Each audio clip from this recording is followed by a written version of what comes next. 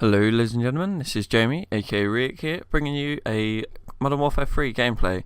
This is a search and destroy on mission, where I go 11 and 1, and in this game I'll be using the M4 with a red dot and silencer.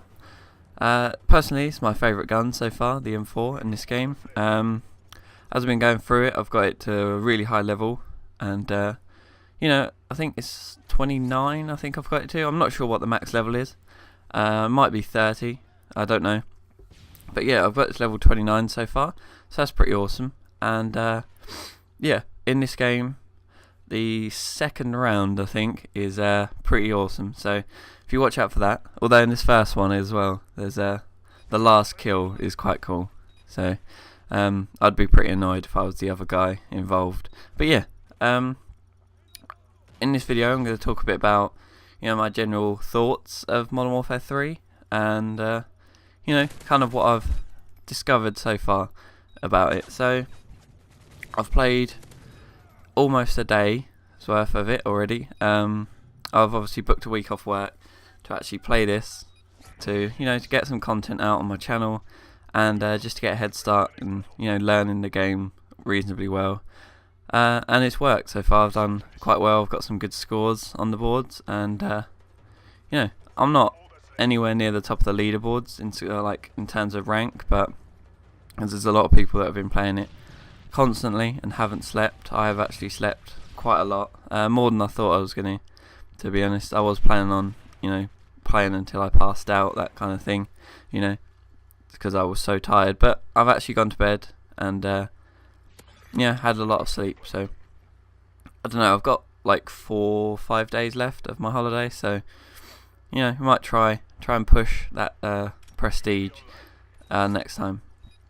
I'm level 75, so I think, something like that, so it'll be another probably 3-4 hours I'd imagine, and that'll take me to exactly like a day. So once a prestige, it's always about a day for the prestige, normally. It's what I normally take on each one anyway. It has been since I started playing, really.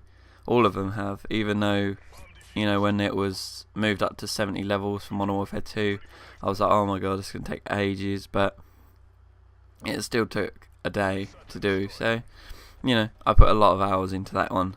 I think I finished with about 24 days in total in Modern Warfare 2. That was probably my most played one out of all of them.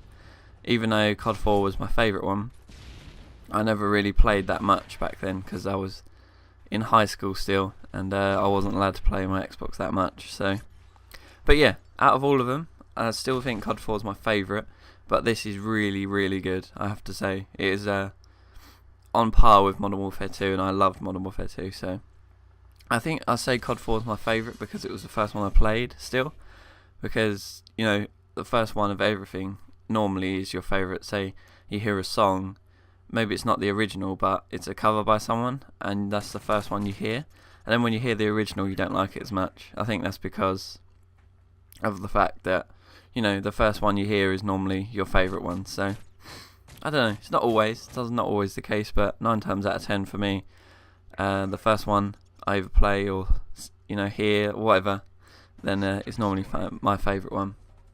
That is the case with Crackdown, definitely. Crackdown 1 was far better than Crackdown 2, in my opinion. Hopefully, it doesn't happen with Borderlands, because the first Borderlands I absolutely loved, but I'm hoping that the second Borderlands is going to be even better.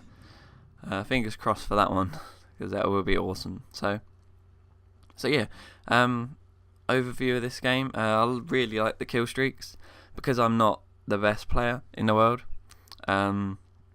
It takes me quite a while to get decent games like this. This is one of the highlights of my prestige of playing.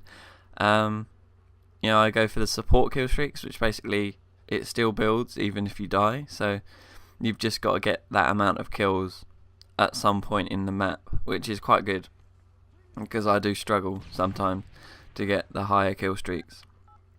I mean, in some of these games, like, I will get most of the kill streak in one go, but then it'll be the last couple of kills I get in the next life or whatever. So in that case, like, it would be really annoying because I'd be literally 2 kills away from getting them, you know, those kill streaks. But in the case of this game, you know, you can just go again next life and get them. I mean, I've got a fair share of nukes on Modern Warfare 2. I mean, towards the end, you know, when I started getting better at it, I started knowing all the maps and everything. I was getting quite a lot of nukes. I could get them, well, almost every other game really in Team Deathmatch. So they were quite easy towards the end. But in this game so far, there's a hell of a lot of rushing. And the maps, I'm still learning them, kind of. There's a couple that I've only played like twice already, like, you know, or still only played twice. And this guy sponges so bad. But yeah, so once I learn the maps, I think I'll get a bit better. But then again, with the maps, there's a lot of different routes to take, like, you know, on all of them. Whereas on Modern Warfare 2, it's kind of easier to hold the maps. You know, there was a certain few points that if you held, then you could pin them in their spawn or whatever. But this one seems to be a lot harder to actually do that. So, you know, it's not bad. I still think that it's an awesome game, and I'm really enjoying it. So, yeah, that'll be my second ever Modern Warfare 3 gameplay, and this one's a lot higher quality, so I'm actually using a HD PVR now. So yeah, thanks for watching, and I'll see you next time. Goodbye for now.